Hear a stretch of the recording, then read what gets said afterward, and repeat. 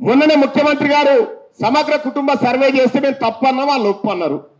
మీ లెక్కలే రైతు పరి, మీ లెక్కలే రైతు. తెలంగాణ రాష్ట్రంలో మీ జనాభా 15% చూపించారు కదా, లోకల్ బాడీలో 15% మీరు తీసుకొని మిగతాయి మాకు ఇచ్చేసేయండి.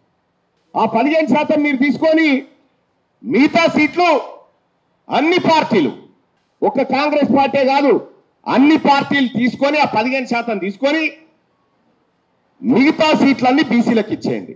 ఒకవేళ మీరు పార్టీ పరంగా ఇయ్యదలుచుకుంటే మా 42 కోట కాదు, మీ 15 కోట పెట్టుకొని మిగతాయని మాకని చెప్పండి. ఇట్లా ప్రజల్ని, బీసీ ప్రజల్ని మరోసారి నయవంచన గురి చేసి ఈ రాని లోకల్ బాడీ రిజర్వేషన్ల విషయంలో లోకల్ బాడీలో అంతో ఇంతో 50% వరకు రీచ్ అయినాం. కానీ ఉద్యోగాలలో విద్య విషయంలో మేము వెనకబడినాం. మీరు ఇయ్యాల్సింది అక్కడ కదా మాకు.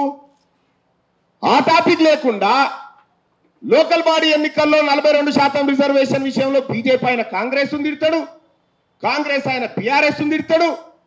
మరి ఉద్యోగాల అంశం ఏది ఇక్కడ? 42% రిజర్వేషన్ ఉద్యోగాలలో ఇవ్వాలి. కాంగ్రెస్ పార్టీ చరిత్రలో ఎన్నడూ కూడా కాంగ్రెస్ పార్టీ బీసీలకు రిజర్వేషన్ ఇవ్వలేదు. ఆ 27% రిజర్వేషన్ కూడా గౌరవ ప్రధాని, మాజీ ప్రధాని విపి సింగ్ గారి పుణ్యాన్ని వచ్చింది. కాబట్టి కాంగ్రెస్ పైన బీసీ ప్రజలు ఇలా అనుమానంతోనే చూస్తా ఉన్నారు. అటు భారతీయ జనతా పార్టీ వాళ్ళు ముస్లింల పేరు మీద వాళ్లకు అంశం కావాలి కాబట్టి ఆ రిజర్వేషన్ ముస్లింలకు ఎట్లిస్తారని మాట్లాడుతూ ఉన్నారు. మీరు గుజరాత్లో ఇచ్చుకోవచ్చు, దేశవ్యాప్తంగా ఎక్కడైనా ఇచ్చుకోవచ్చు, కానీ ఇక్కడ మాత్రం ఇవ్వద్దట.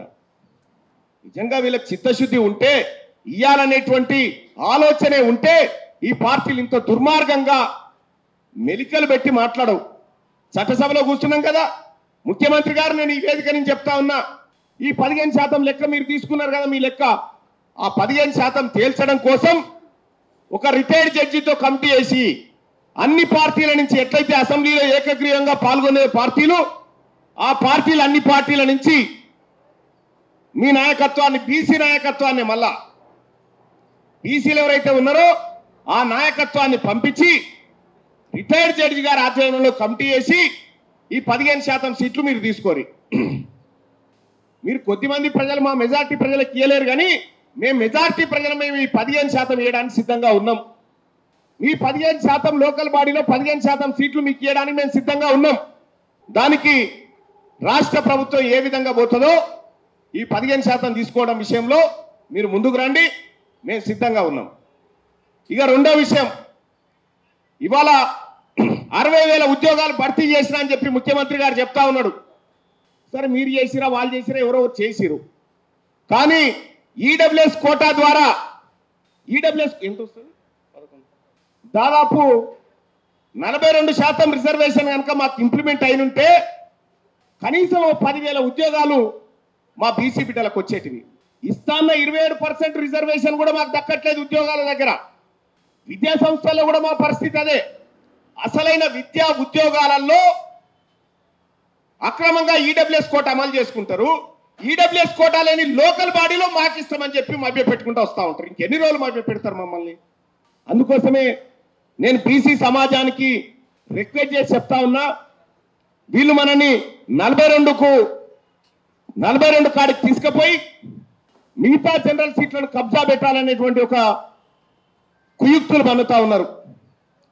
ఇక్కడ ఎక్కడ కూడా బీసీలకు న్యాయం జరగలే. కేంద్ర ప్రభుత్వం 27% మండల్ కమిషన్ ఆధారంగా రిజర్వేషన్ ఇచ్చినప్పటికీ కూడా పార్లమెంట్లో పి చిదంబరం గారు అడిగినటువంటి ప్రశ్న ఇది.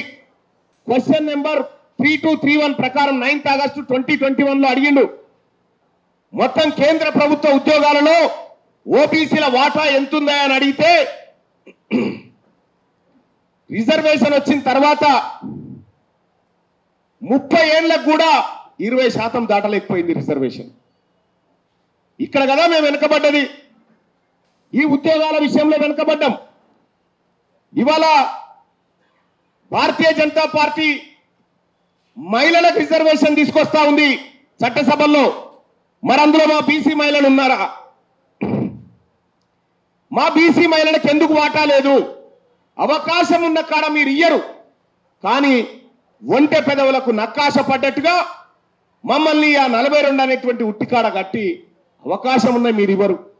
ఇవాళ ఇదే కాంగ్రెస్ పార్టీ మీ చేతులున్న కార్యక్రమాలు చేయకుండా 42% మంత్రి పదవులు బీసీలకు ఇయ్యంగా ఏ రాజ్యాంగం అడ్డుకోదు. 42% కార్పొరేషన్ పదవులు బీసీలకు ఇస్తే అడ్డుకునేవాడే లేడు. 42% కాంట్రాక్టులు 2023 నుంచి 2024 ఎండింగ్ వరకు 1,08,000 టెండర్లు పడ్డాయి. ఇందులో 42% టెండర్లు బీసీలకు ఇస్తాన్నారు కదా, ఇవి ఇస్తా అంటే కూడా ఎవడు అడ్డుకోకపోతుండే. అవకాశం ఉన్న కాడ మీరు ఇవ్వకుండా ఏదైతే క్లిష్టంగా ఉంటుందో దాని చుట్టూ మమ్మల్ని తింపి మీరు ఓట్ల రాజకీయం, ఓట్ల లబ్ధి కోసం ఇవాళ ప్రయత్నాలు చేస్తూ ఉంటే కాంగ్రెస్ పార్టీ నమ్మడానికి బీసీ ప్రజలు సిద్ధంగా లేరు.